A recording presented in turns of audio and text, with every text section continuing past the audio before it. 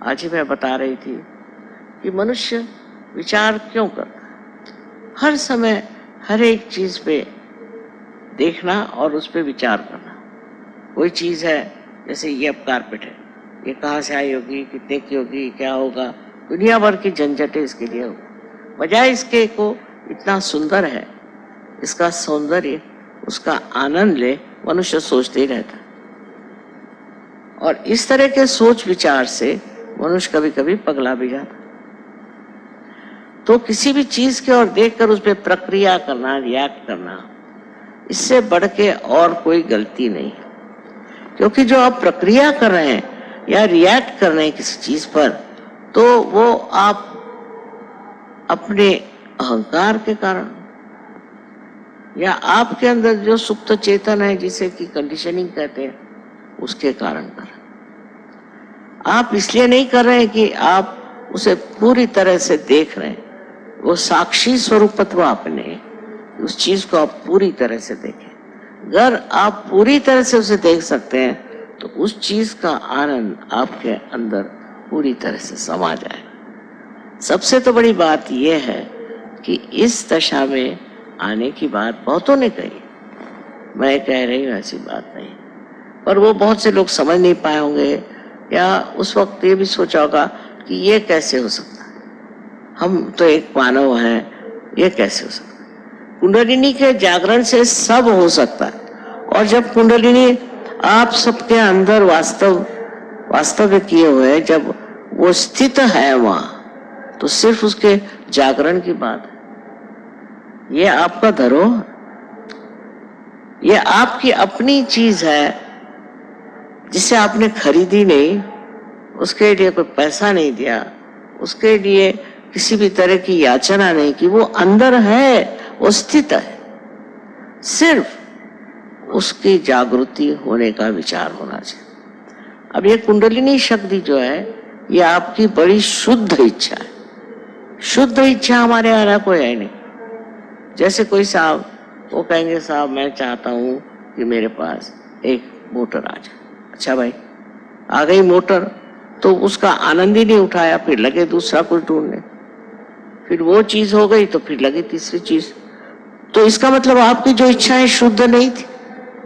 अगर वो शुद्ध इच्छा होती तो आप तृप्त हो जाते। ये कुंडलिनी शक्ति आपकी शुद्ध इच्छा है और ये परमेश्वरी इच्छा है। ये जब आपके अंदर जागृत हो जाती है तो आप तृप्त हो जाते हैं।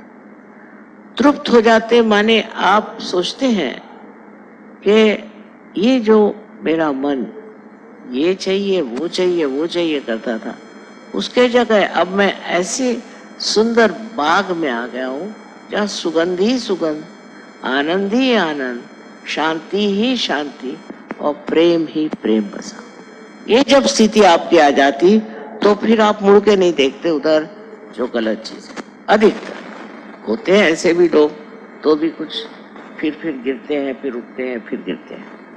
पर सहयोग में जिसने एक बार इसे प्राप्त किया, वो इतनी महत्वपूर्ण चीज है और इतने सहज में होती है। उसके लिए कुछ करना नहीं, उसके लिए आपको पैसा देना नहीं, कोई चीज नहीं, प्रार्थना नहीं, कुछ नहीं। सिर्फ आपके अंदर शुद्ध इच्छा होनी चाहिए कि मैं अपने आत्मा को प्राप्त करूं। इस शुद्ध इच्छा से ही आप उसे प्राप्त करें।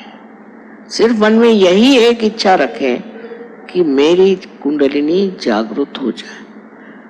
ये इच्छा ही इतनी प्रबल है कि उससे अनेक लोग अनेक देशों में मैंने देखा कि एकदम से पार हो गए। जैसे एक देश है बेनिन, वहां पर पहले वो मुसलमान लोग थे और वो फ्रेंच लोगों से इतने घबरा गए थे कि उन्होंने मुसलमान धर्म ले लिया।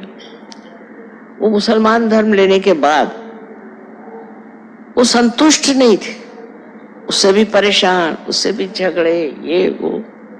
पर जब उनको सहयोग मिल गया तो सब छोड़ छाड़ के अब मजे में है। आपको आश्चर्य होगा कि आज वहां भी 14,000 सहयोगी हैं, वो सब मुसलमान। ये तो मैं मुसलमान उनको मानती हूँ कि जिनके हाथ में चैतन्य है, जिनके हाथ बोलेंगे, आज क़यामत का जमाना है, अगर आपके हाथ बोल सकते हैं तभी आप मुसलमान हैं, नहीं तो है नहीं।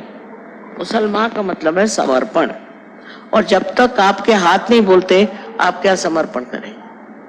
इस तरह से गलत फहमी में पड़े हुए लोग न जाने क्या क्या चीजें करें। इसके लिए ये नहीं है कि आप अगर किसी वेद शास्त्र पढ़े हुए हैं या आप बड़े तीर्थ यात्रा करते हैं और आप दुनिया भर के ब्राह्मणों को, और कहना चाहिए कि आज हमारे पड़ोस में एक बड़े जोरों में मंत्र बोलने लगे, ऐसे लोगों को आप प्रोत्साहित करते हैं और उनकी मदद करते हैं और उनको पैसा देते हैं, इससे कुछ नहीं होने वाला।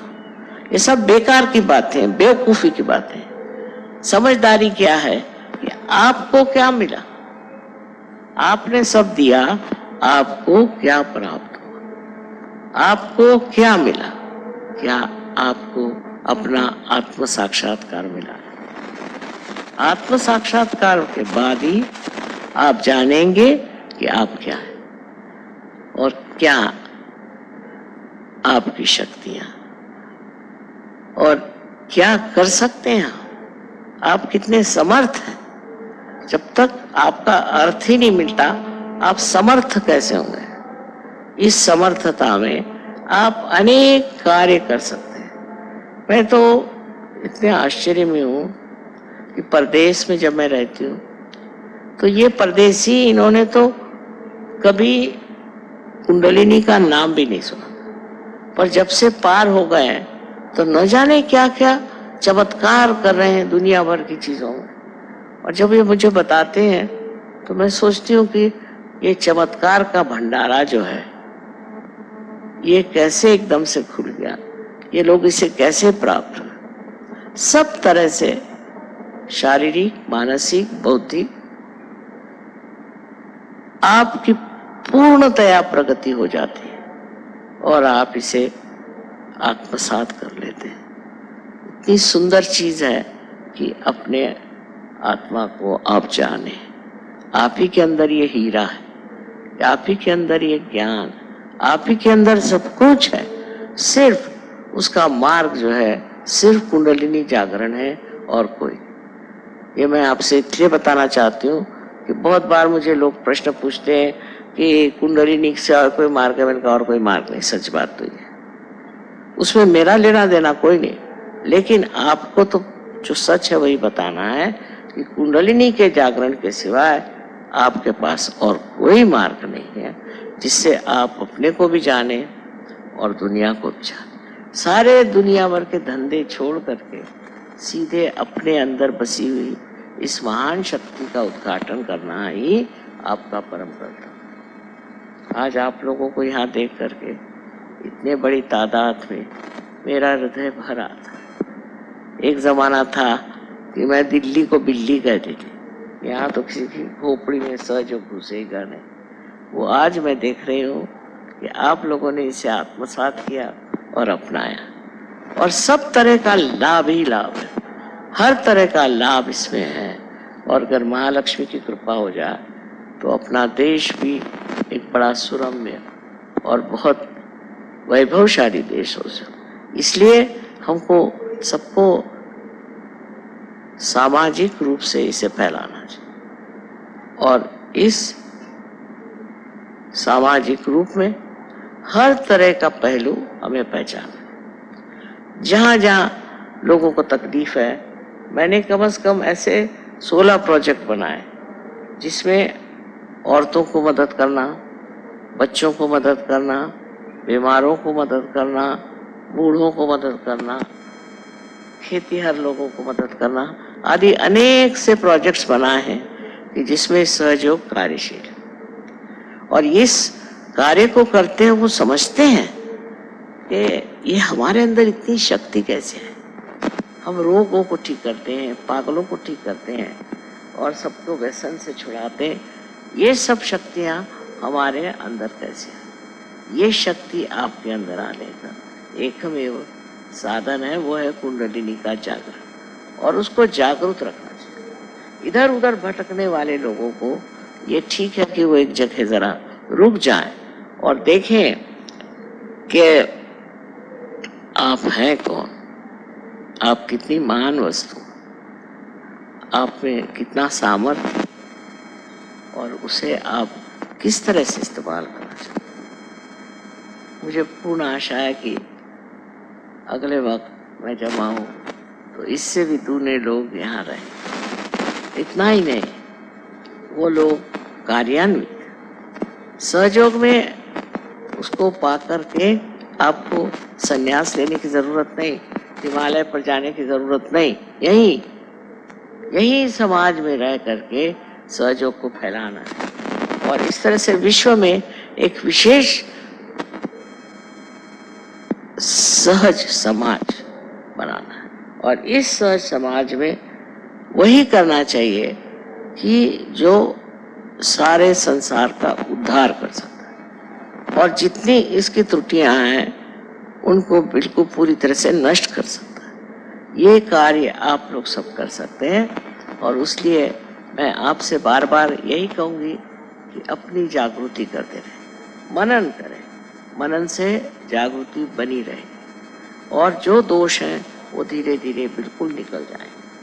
इससे आप एक सुंदर स्वरूप, बहुत ही बढ़िया एक व्यक्ति हो जाए।